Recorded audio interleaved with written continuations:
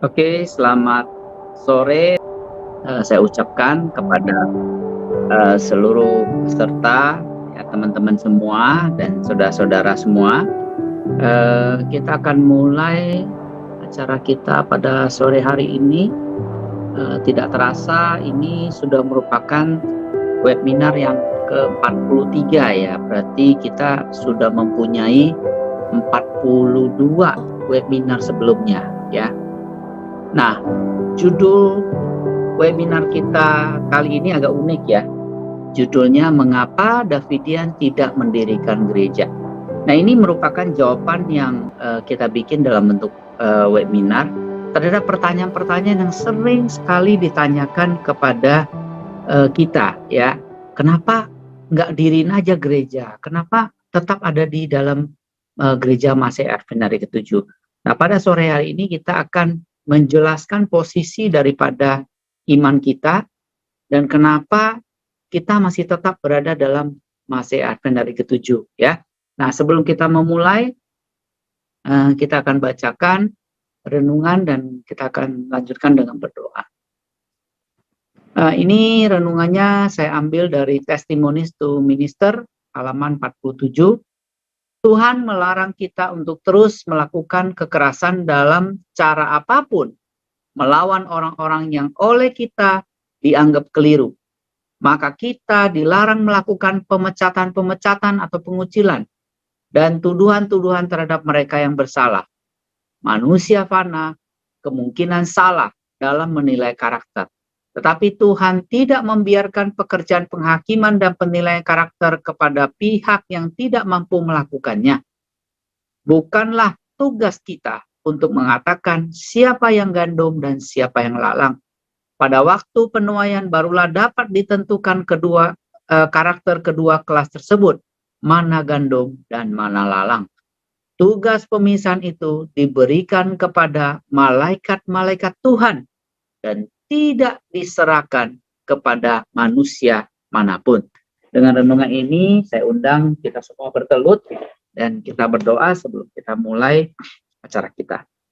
Terima kasih ya Tuhan, sahabat sore yang indah ini, kami bersyukur saudara-saudara boleh berkumpul saat ini untuk mempelajari sebagian daripada firman-Mu. Tuhan kiranya memimpin acara kami dengan Roh Kudus-Mu dari surga, supaya apa yang hamba-Mu akan bawakan ini boleh benar-benar berasal daripada firman-Mu, dan biarlah teman-teman yang juga mendengar, mereka juga akan bisa memahami, dan juga dengan demikian nama Tuhan saja yang kami boleh puji dan kami muliakan. Biarlah seminar ini Tuhan akan membawa kepujian bagi nama-Mu saja. Ampunkan dosa dan kesalahan kami yang banyak Tuhan. Layakan kami untuk menyembah kepada-Mu hanya di dalam nama Yesus Kristus, Juru Selamat dan Penebus kami. Amin. Oke, sebelum kita lanjut langsung kepada pertanyaan tersebut, maka kita sebelumnya ingin menjelaskan siapa sih sebenarnya Davidian itu, ya. Nah, Davidian itu sebenarnya adalah anggota Gereja Masih Advent Hari ke-7 yang percaya Alkitab dan Roh Nubuat, percaya fundamental belief daripada Advent, percaya juga pekabaran 3 malaikat, percaya akan kedatangan Yesus yang kedua kali, dan tidak pernah mengajarkan untuk meninggalkan Gereja Masih Advent Hari ke-7. Jadi kalau kita lihat di sini, sebenarnya anggota-anggota yang kita sebut Davidian ini, semuanya mereka adalah benar-benar anggota gereja Masih Advent Hari ke-7. Jadi sama semuanya ya. Nanti di belakang kita akan lihat kenapa lalu timbul gerakan-gerakan Davidian ini. Apa yang mendasari? Nah, ini sore inilah kita akan memberikan alasan kenapa kita harus mendirikan Davidian ini dan kenapa lalu tidak ada gerejanya, kenapa hanya bergerak di dalam gereja Masih Advent Hari ke-7 ya. Nah, topik penting kita pada sore ini adalah kita akan mulai dan kita akan melihat gereja Masih Advent Hari ke-7 dalam nubuatan ya. Kemudian kita akan pelajari apa problem utama daripada gereja Masih Advent Hari ke-7 itu. Dan sesudah itu kita akan jawab pertanyaan, apakah gereja Masih Advent ke-7 sudah menjadi Babel? Ya.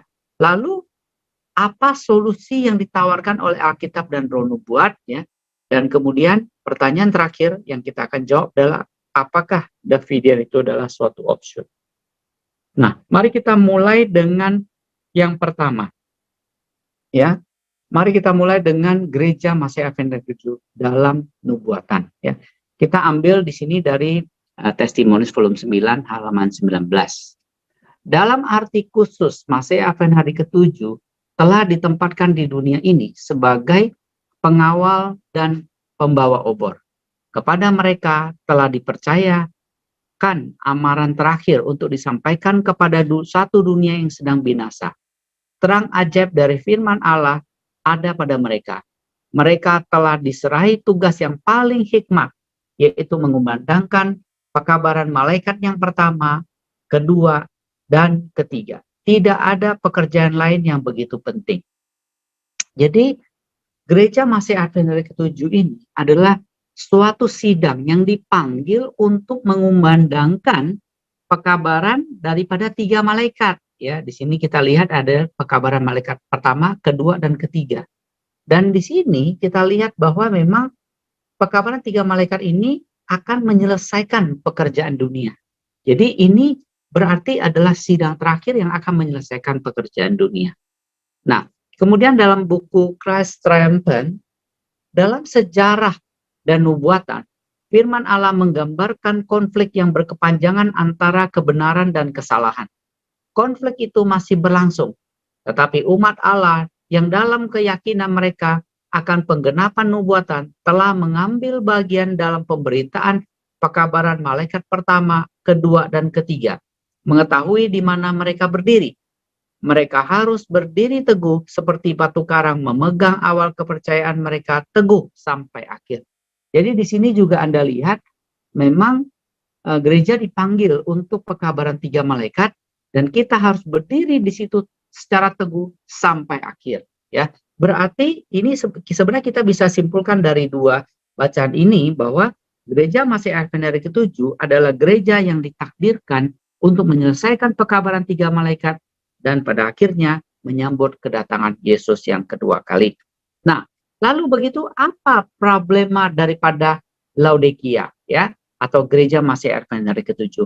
Bukan suatu rahasia bahwa ada 7 sidang yang di dalam kitab Wahyu, di mana sidang yang ke-7 itu diakui secara umum dan diterima bahwa gereja Masih Advent ke-7 adalah sidang Laodikia. Nah, kalau kita lihat nasihat kepada sidang Laodikia dalam Wahyu 3 ayat 14 hingga 22, ya, saya rasa ini semua sering mendengar tentang bacaan ini, ya. Tetapi kita lihat dari Testimonies volume 3, apa komentar Nyonya White mengenai pekabaran ini, ya, mengenai teguran ini, ya. Pekabaran dari saksi yang benar itu menemukan umat Allah dalam suatu kesesatan yang menyedihkan. Namun, mereka jujur dalam kesesatan itu.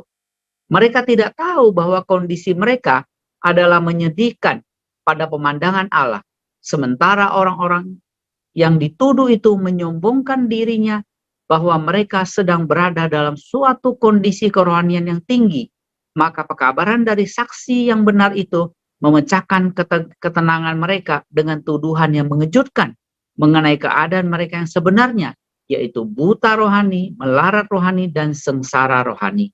Kesaksian yang demikian tajam dan keras itu tidak mungkin salah, karena adalah saksi yang benar itu sendiri yang membicarakannya, maka kesaksian itu pasti benar.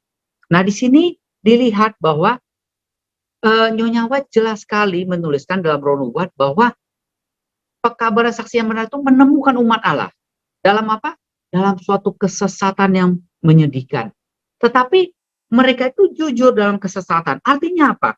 Ya, mereka itu tidak tahu bahwa mereka itu sebenarnya tersesat. Itu yang disebut dengan jujur dalam kesesatan. Ya, Anda mungkin pernah bertemu dengan orang yang kalau kita kasih tahu, dia merasa bahwa dia benar dalam apa yang dia lakukan, padahal kita melihatnya salah.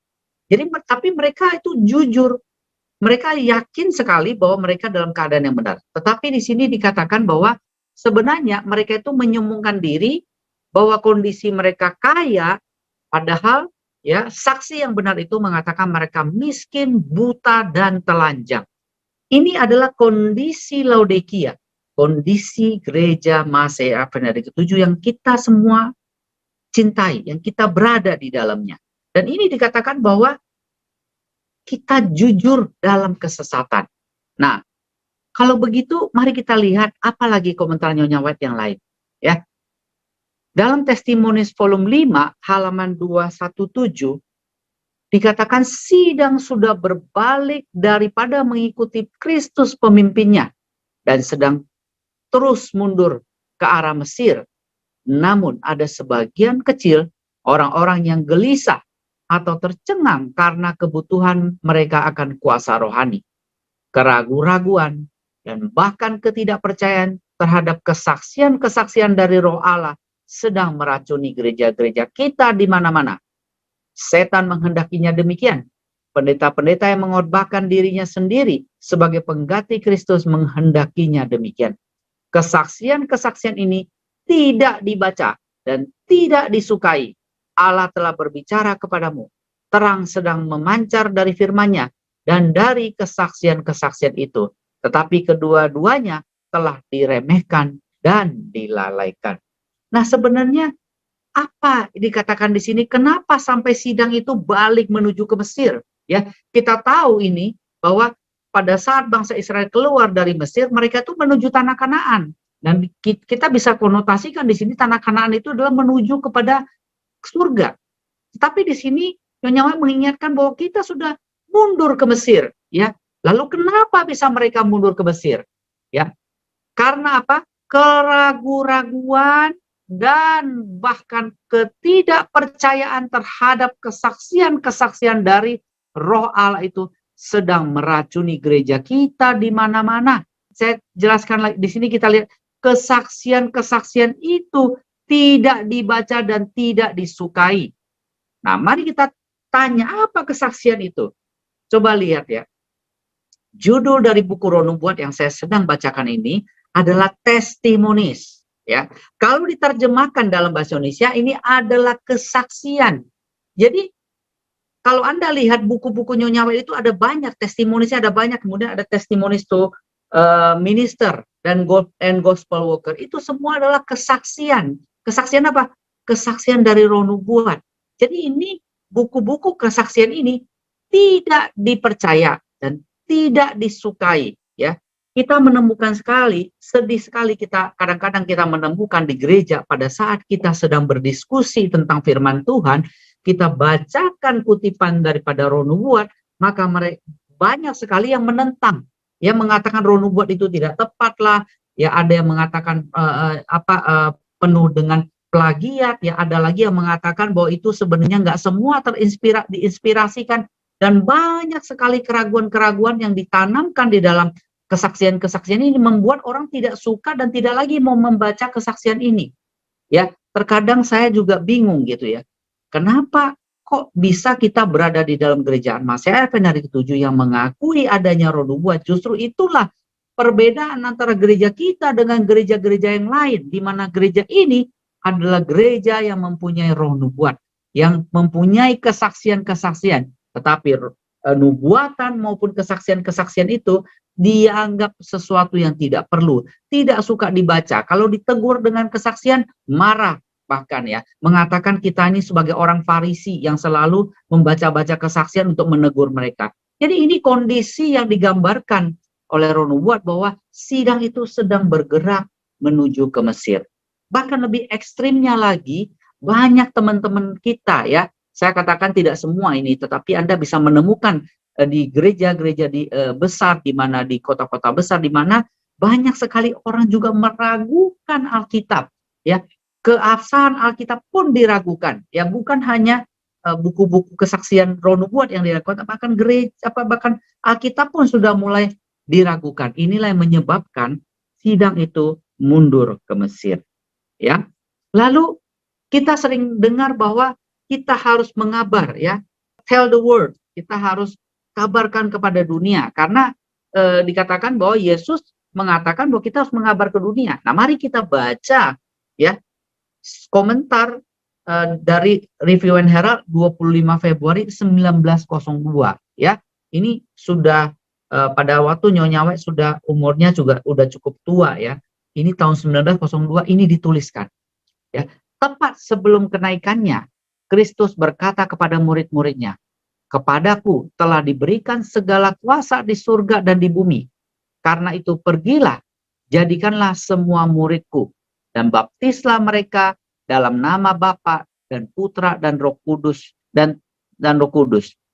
Dan ajarilah mereka untuk mematuhi semua hal apapun yang telah aku perintahkan kepadamu. Dan lihat, aku selalu bersamamu bahkan sampai akhir dunia." Ini kan ayat yang selalu dipakaikan untuk kita menginjil. Mari kita menginjil ya. Tell the word. Tetapi kutipan selanjutnya kita baca. Umat Tuhan saat ini, saat kapan? Saat ini ditulis tahun 1902. Umat Tuhan saat ini tidak memenuhi amanat ini sebagaimana mestinya. Keegoisan menghalangi mereka untuk menerima kata-kata ini dalam makna yang khusyuk. Ya. Nah, kita lihat bahwa bagaimana caranya umat yang suam-suam kuku, yang dituduh oleh saksi yang benar itu sebagai buta, bisa menunjukkan kepada dunia jalan menuju ke surga. Tell the word. Apa yang kita akan tell the word kalau kita sendiri buta? Bagaimana caranya orang buta bisa menuntun orang lain yang juga buta? Ya, pada akhirnya kita bilang kalau orang buta nuntun orang buta, ya kedua-duanya akan masuk ke lubang atau masuk ke selokan. Nah, ini yang terjadi dalam sidang kita saat ini. Testimonies volume 6 halaman 371 kembali menegaskan lagi. Tuhan tidak bekerja sekarang untuk membawa banyak jiwa ke dalam kebenaran karena adanya anggota-anggota sidang yang belum pernah bertobat. Dan orang-orang yang pernah bertobat mereka itu sebaliknya telah murtad kembali.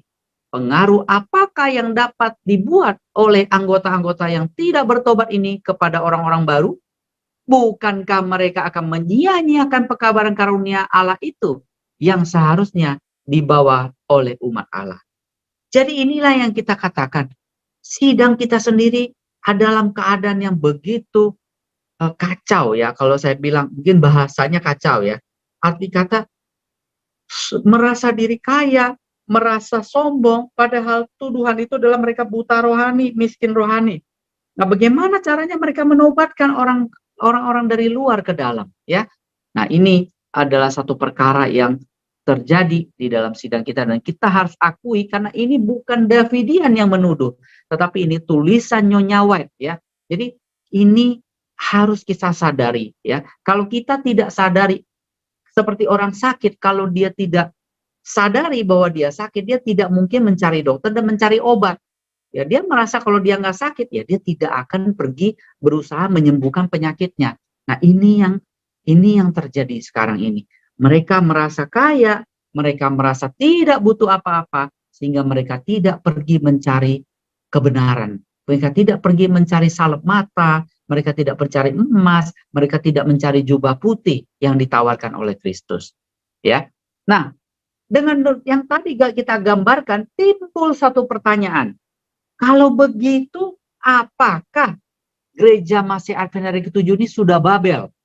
Ya, ingat di dalam seruan daripada pekabaran malaikat yang kedua, sudah rubuh Babel. Ya, dan itu kita akui bahwa gereja-gereja itu karena kondisi menolak kebenaran, mereka itu sudah menjadi Babel.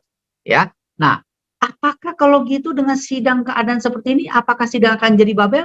Mari kita lihat dari kutipan tulisan dari Roh Nubuat dalam Testimonies to Minister halaman 50 ya. Tidak ada gereja lain di dunia ini selain gereja yang sedang berdiri dalam keadaan yang rusak. Ya memang saat ini dalam keadaan yang rusak ya karena kita suam-suam kuku dan sedang memperbaiki pagar, membangun tempat-tempat yang rubuh. Dan bagi siapapun yang menyebutnya sebagai Babel di hadapan dunia dan gereja-gereja lain adalah sedang bekerja dengan si penuduh saudara-saudaranya sendiri.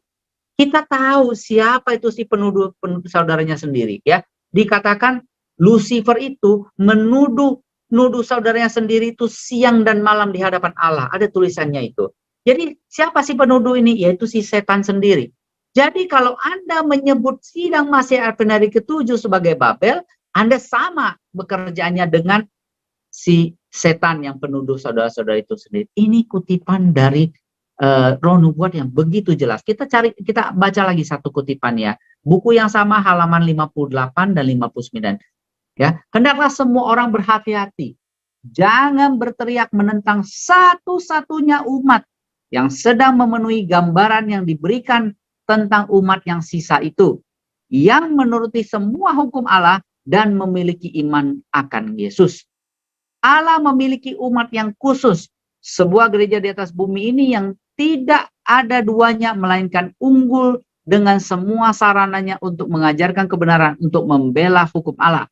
Saudaraku, kalau engkau mengajarkan bahwa gereja Masih Advent hari ke-7 adalah Babel, engkau salah.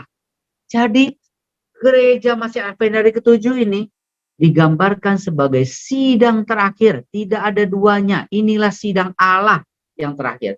Jadi sidang ini tidak akan pernah, sekali lagi, tidak akan pernah menjadi Babel. Dan ini juga kepercayaan daripada kita. Sama bahwa gereja ini tidak Babel. Oleh sebab itulah, karena gereja ini bukan Babel, maka kita tidak mendirikan gereja baru, karena ini adalah gereja yang terakhir.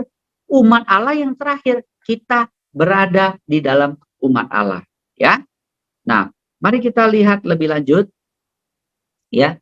Kalau gitu, apa obat kesuaman daripada Laodikia ini? Daripada gereja Masih Advent itu?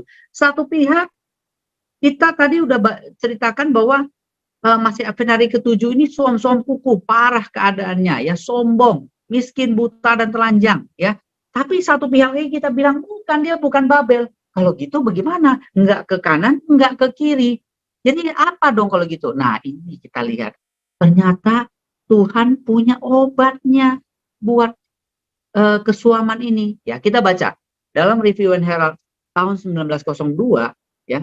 Karena engkau mengatakan aku kaya dan semakin kaya dan tidak membutuhkan apa-apa, dan tidak tahu bahwa engkau melarat, sengsara, miskin, buta, dan telanjang, aku menasihati engkau untuk membeli daripadaku emas yang telah teruji dalam api, agar engkau menjadi kaya, pakaian putih, agar engkau dapat berpakaian, dan agar jangan kelihatan ketelanjanganmu yang memalukan itu. Dan lumas matamu dengan salep mata agar dapat melihat. Allah menyerukan kebangunan rohani dan reformasi rohani.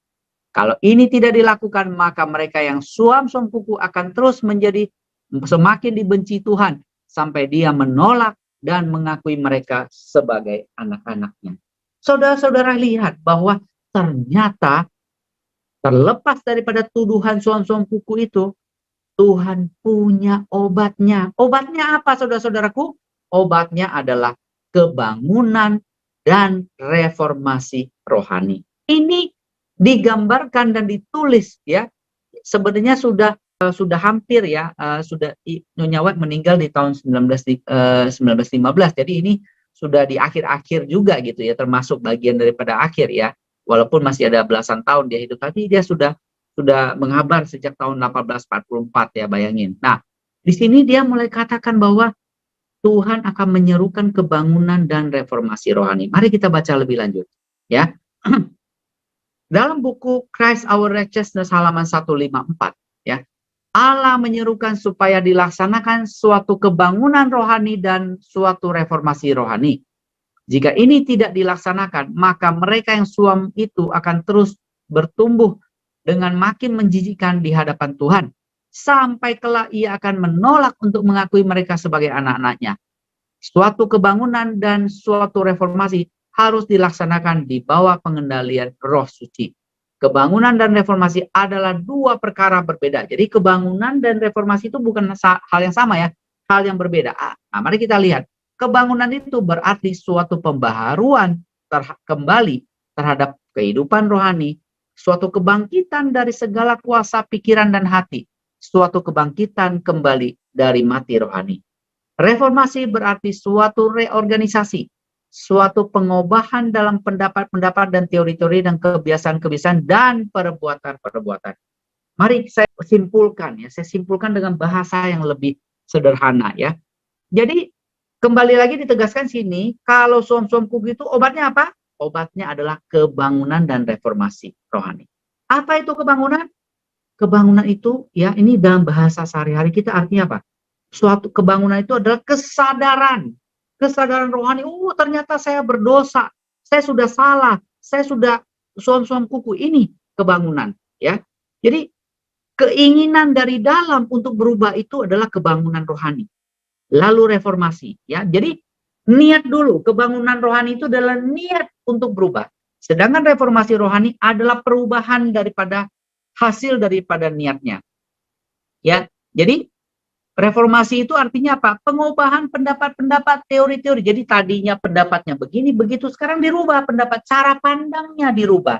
Kebiasaan-kebiasaan dan perbuatan. Jadi ini wujud daripada niat itu. Kebangunan itu adalah niatnya, wujud nyatanya yang bisa dilihat adalah reformasi ya.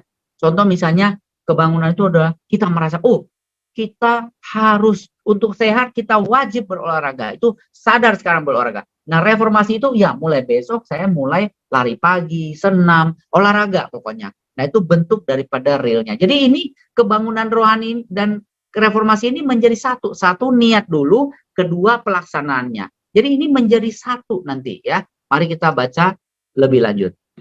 Ya. Dalam buku Life Sketches halaman 425 kita membaca, saya sangat berkesan oleh pemandangan-pemandangan yang baru-baru ini lewat di depan saya pada malam hari. Tampaknya ada suatu pergerakan besar, suatu pekerjaan pembangunan bergerak di banyak tempat. Orang-orang kita sedang bergerak masuk barisan, memenuhi panggilan Allah. Saudara-saudaraku, Tuhan sedang berbicara kepada kita. Nah, buku ini, bagian daripada buku ini ditulis pada tahun 1913, di mana itu 2 tahun menjelang ya meninggalnya Nyonya White ya. Jadi ini sudah di akhir-akhir sekali dari hidupnya. Dia mengatakan bahwa Pak, dia mendapatkan pemandangan malam, ada pergerakan besar, ada suatu kebangunan di banyak tempat, dan orang-orang bergerak masuk barisan. Apa maksudnya ini? Tentu kalau bergerak masuk barisan berarti akan ada suatu apa? Suatu panggilan masuk barisan, betul ya? Ya, nggak mungkin tiba-tiba semua orang tiba-tiba berbaris gitu. Pasti ada satu panggilan masuk barisan. Nah, mari kita lihat sesudah tahun 1913 apa yang terjadi? Apa yang orang melakukan untuk masuk barisan ini? Ya, bagaimana bentuk kebangunan itu? Nah, saya akan bacakan dari buku Maranatha halaman 36 ya.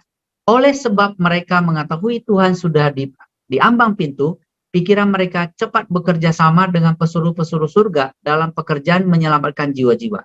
Inilah hamba-hamba yang setia dan bijaksana yang memberikan kepada seisi rumah Tuhan makanan kepada mereka pada waktunya.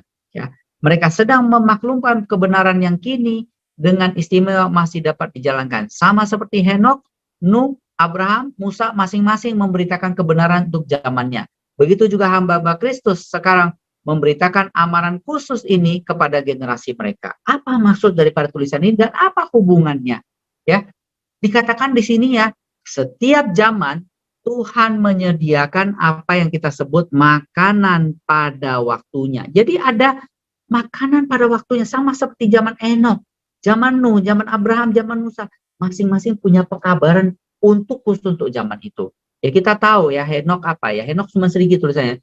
Henokh mengatakan tentang pengadilan ya, Tuhan datang mengadili dengan beribu-ribu malaikatnya, itu pemberitaan daripada Henokh. Sedangkan Nuh itu punya pekabaran yang khusus, apa itu? Bahwa Tuhan akan menghukum umatnya pada saat dia hidup itu dengan air bah.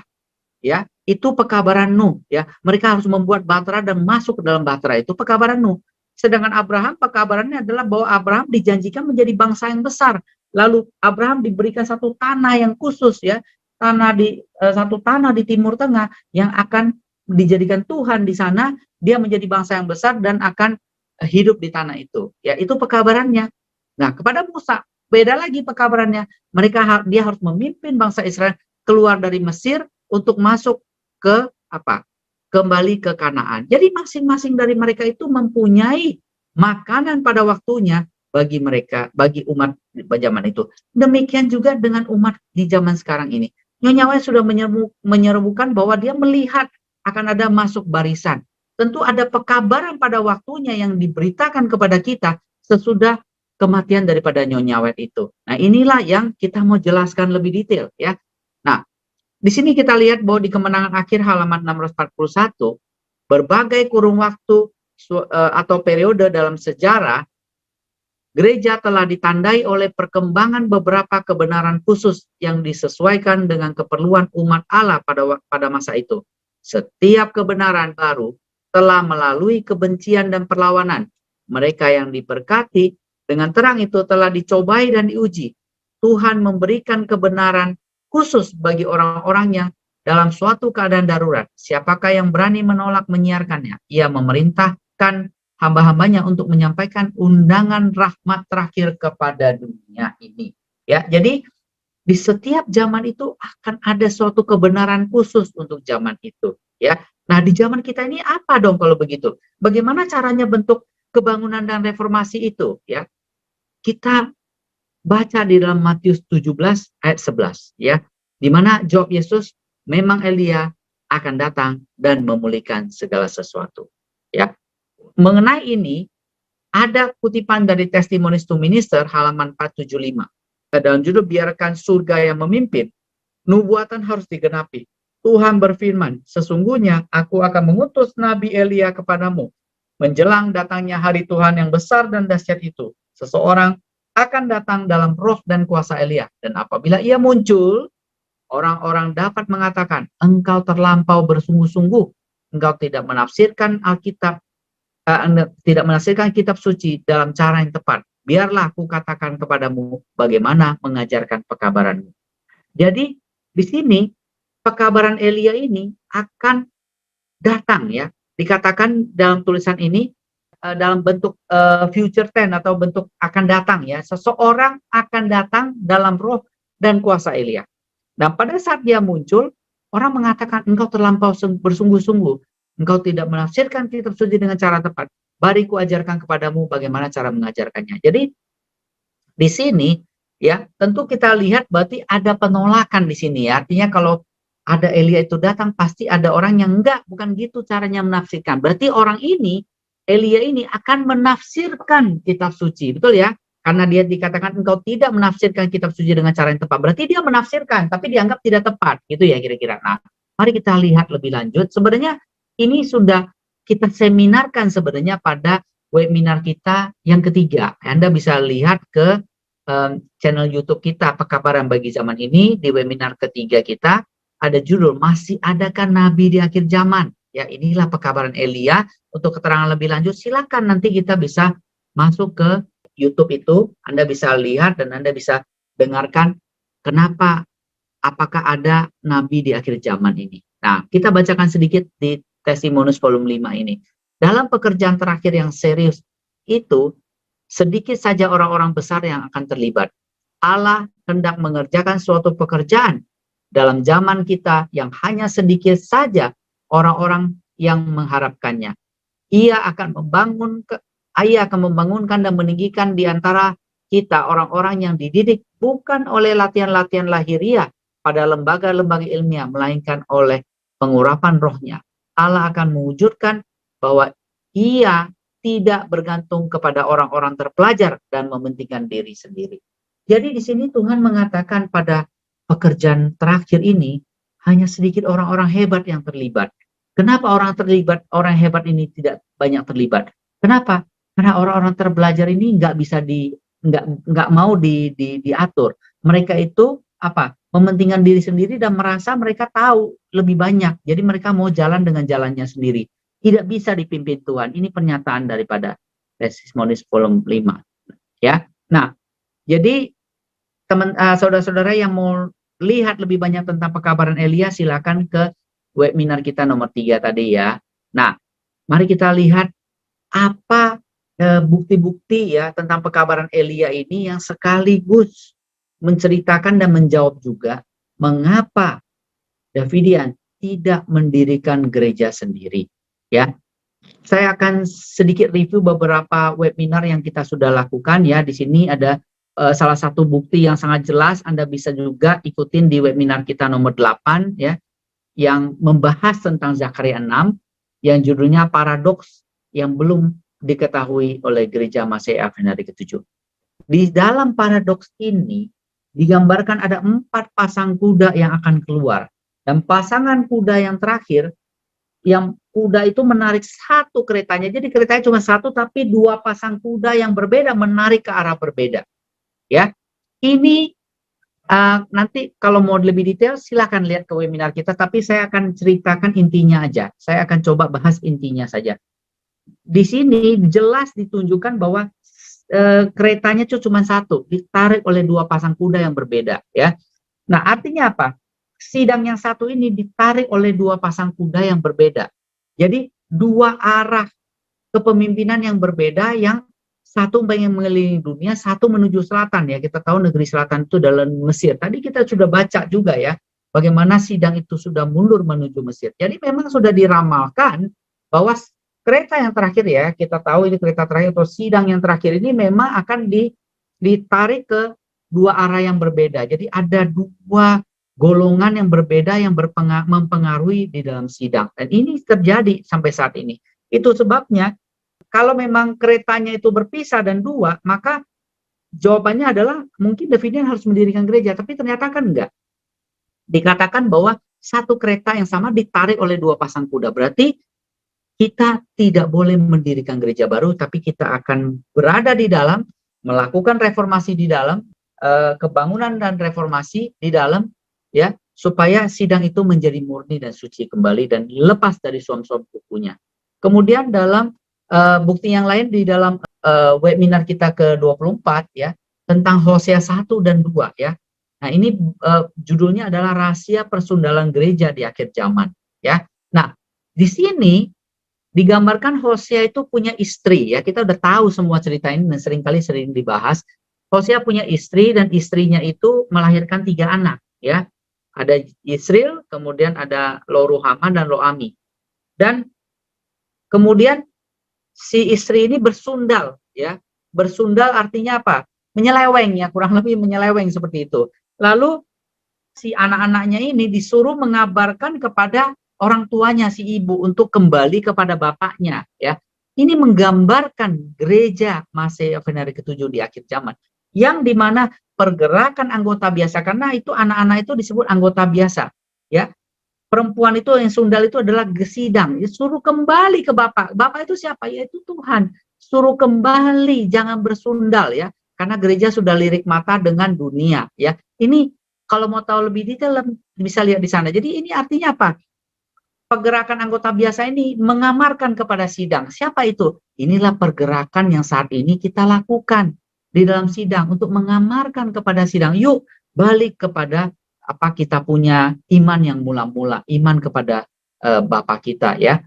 Kemudian bukti yang lain adalah kita tentang webinar kita nomor 5, ya. Judulnya Misteri Hari Tuhan yang Besar dan Mengerikan. Yesaya 9.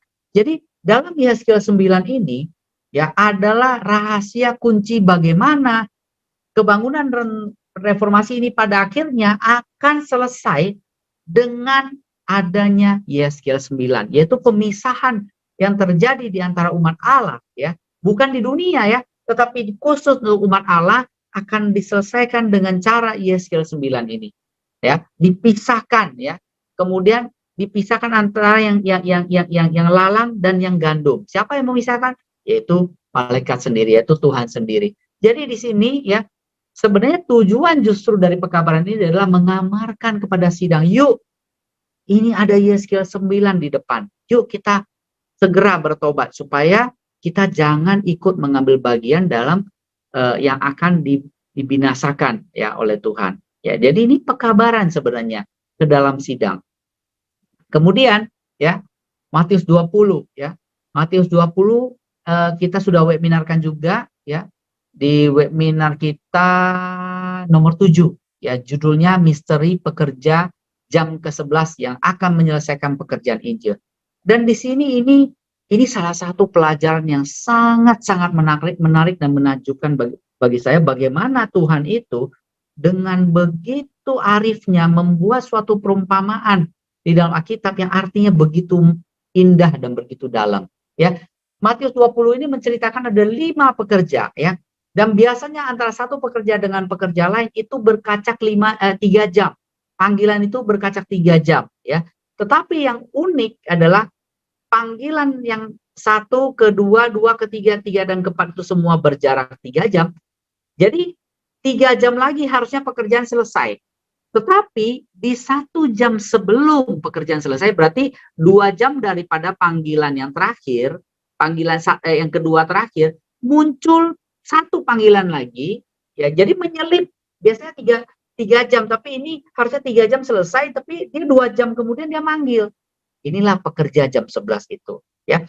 Ini menggambarkan panggilan yang terakhir, yaitu panggilan kepada sidang masih Advent hari ke-7, itu tidak masih Advent hari ke-7 karena suam-suam kuku tidak mampu menyelesaikan pekerjaan ini sampai selesai. Oleh sebab itu Tuhan atau pemilik kebun anggur itu harus keluar lagi pada 2 jam kemudian memanggil satu kelas untuk sebagai bagian daripada 3 jam itu. Jadi oleh sebab itu ini juga menunjukkan kita tidak di luar daripada 3 jam itu, kita merupakan bagian dari 3 jam. Jadi kita tidak bisa mendirikan gereja di luar daripada gereja masih Advent hari ke-7. Yang kita bisa lakukan adalah reformasi ke dalam, ya. Ini bukti lagi yang lain.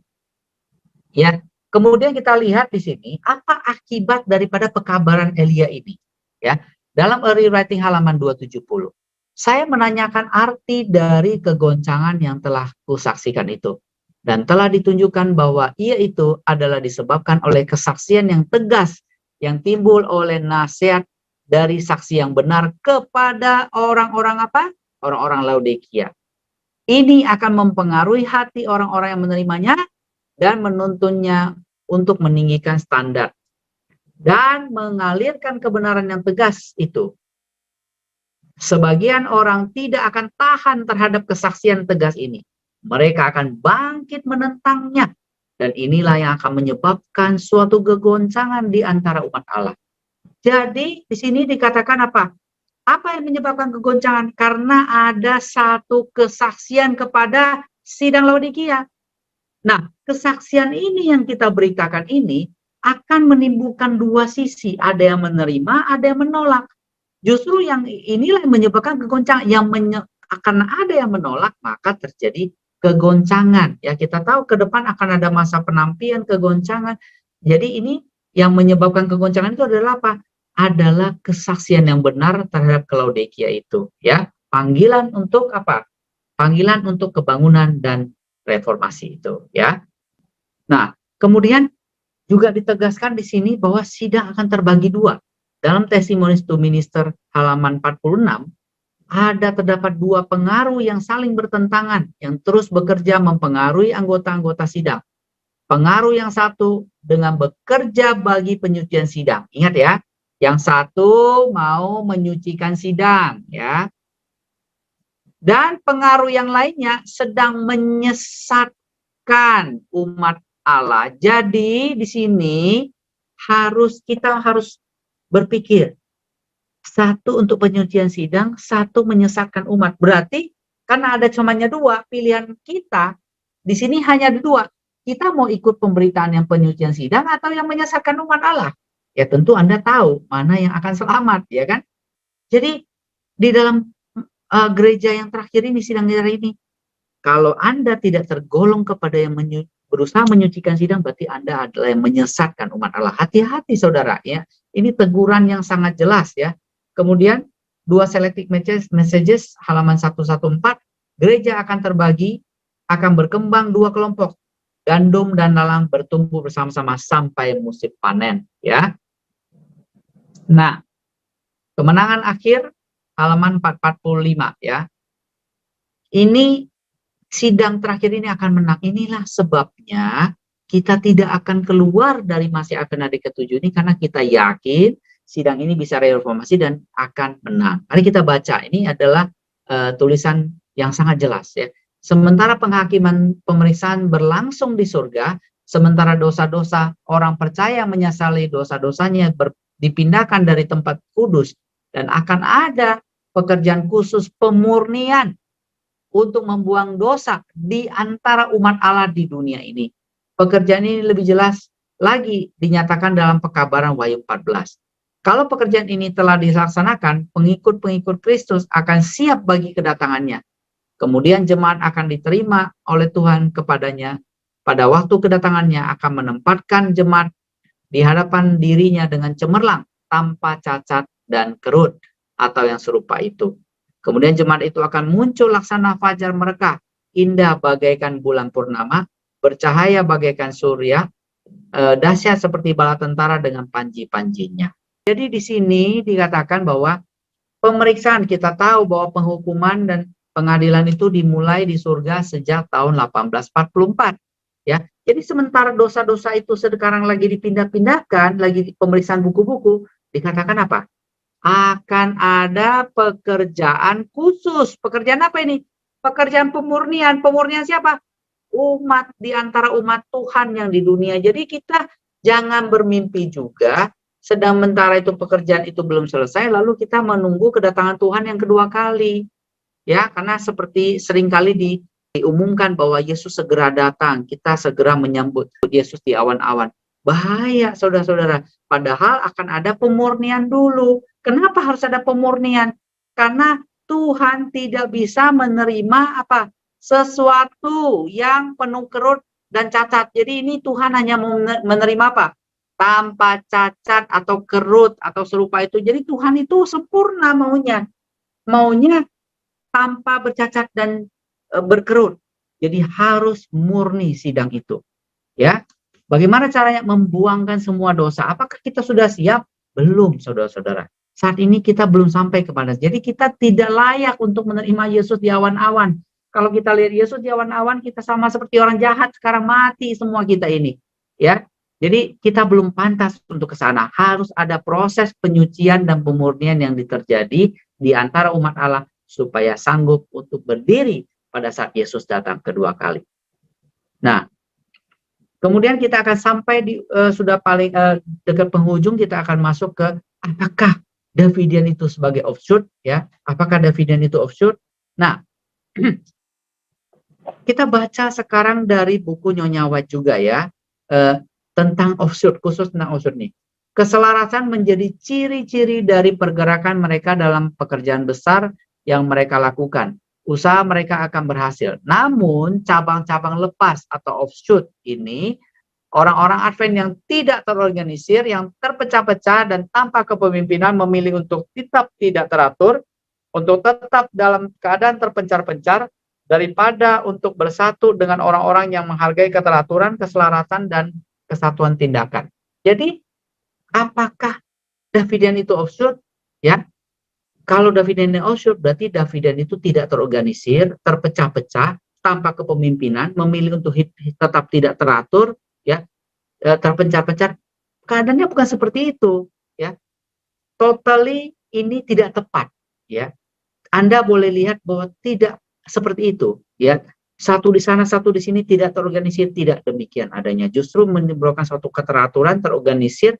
Salah satunya adalah contoh di mana kami membuat webinar ini. Karena ini ada timnya, ada terorganisir, ya. Pekerjaan itu dilakukan dengan keselarasan, bukan di sana satu begini, sini begini, bukan, ya. Nah, mari kita lihat lebih lanjut, ya. Jadi Davidian itu bukan offshoot, tetapi adalah satu ministry di dalam gereja. Ministry yang tujuannya untuk apa? Mengamarkan kepada sidang tentang hak diperlukannya kebangunan dan reformasi. Ya, kebangunan dan reformasi di dalam sidang yang dibutuhkan untuk mempersiapkan diri menghadapi penghukuman daripada Allah. Itu yang diserukan di dalam sidang. Jadi kita bukan memanggil orang keluar dari sidang, membuat orang meninggalkan gereja Masih Advent itu, sama sekali enggak. Bahkan sama dengan ministry, ada banyak sekali ministry-ministry yang lain di dalam sidang. Ya, kita bisa lihat ada Hope Channel, ada Missing Pack, ADRA, 1000 Missionary, itu semua movement-movement yang ada di dalam Masih Advent hari ke-7. Nah, kita hanya salah satu dari movement-movement yang ministry di dalam sidang ini yang punya tujuan tersendiri, yaitu bagaimana caranya mengamarkan kepada sidang pentingnya untuk kebangunan dan reformasi untuk mengatasi kesuaman yang dituduhkan kepada Gereja Masih Advent ke-7 ya. Nah, kita sudah sampai pada kesimpulan ya di sore ini ya, bahwa yang pertama, Masih Advent ke-7 adalah sidang terakhir yang dinubuatkan. Tidak ada sidang yang lainnya. Oke. Walaupun suam, Masih Advent ke-7 tidak akan pernah menjadi Babel. Jadi kalau Anda katakan bahwa kita menyebut Advent Babel, itu bukan kita, pasti itu pihak lain ya. Lalu Tuhan punya solusi untuk menyucikan sidangnya yang terakhir ini. Tadi sudah kita ceritakan solusinya, yaitu pekabaran Elia adalah wujud kebangunan dan reformasi untuk menyucikan sidang. Dan pekabaran David yang jelas adalah gerakan reformasi ke dalam, bukan suatu offshoot. Ya, jadi dengan kesimpulan ini, ya mudah-mudahan pertanyaan-pertanyaan seperti kenapa kalau gitu Davidian kan punya sendiri kebenaran, kenapa nggak diriin aja sidang mendirikan gereja di luar daripada Masih Advent ke-7. Ini sudah kita jawab dengan jelas. Justru kalau Anda memaksa-maksa Davidian untuk keluar dari sidang, justru ini Anda akan seolah-olah membuat menjadi melawan daripada firman Tuhan, melawan daripada roh nubuat ya. Sudah jelas tadi kita jelaskan dan kita paparkan. Sebenarnya secara pribadi ya, kebanyakan dari kita itu lebih nyaman kalau kita punya gereja sendiri. Tidak usah masuk kepada gereja Masih Advent ke-7. Lebih bagus kita mendirikan gereja sendiri kalau keinginan pribadi, tapi karena itu bertentangan dengan firman Tuhan, kita tidak lakukan. Ya, bukan karena kita tidak mampu secara keuangan, tidak mampu secara organisasi, bukan saudara-saudaraku. Tetapi lebih daripada nubuatan memanggil kita untuk berada di dalam gereja Masih Advent itu menjadi yang mereformasi, yang menjadi seruan yang mereformasi gereja Masih Advent itu sampai pada akhirnya gereja ini akan menjadi pemenang. Ya, itulah sebabnya kita tidak mendirikan gereja di luar, walaupun kemungkinan mampu, mungkin lebih indah dan lebih enak ya secara kenyamanan pribadi ya, pasti akan lebih nyaman ya. Karena dituduh-tuduh, ya seolah-olah diusir sebenarnya. Udah diriin aja gereja baru, kalian diriin aja sendiri. Itu kan sebenarnya bentuk daripada pengusiran secara halus ya. Kita sangat tidak nyaman sebenarnya dengan usiran dan hal-hal seperti itu. Tetapi kita harus menghidupkan firman ini ya. Memang inilah bentuk dari memikul salib yang kami rasakan. Mudah-mudahan dengan adanya webinar ini, teman-teman di dalam Masih Advent ke-7 ya menghargai pergerakan ini, dan mungkin malah ingin mengetahui lebih banyak tentang pekabaran ini. Demikianlah acara webinar kita pada sore hari ini. Saya ucapkan terima kasih atas perhatiannya. Selamat sore. Praise the Lord.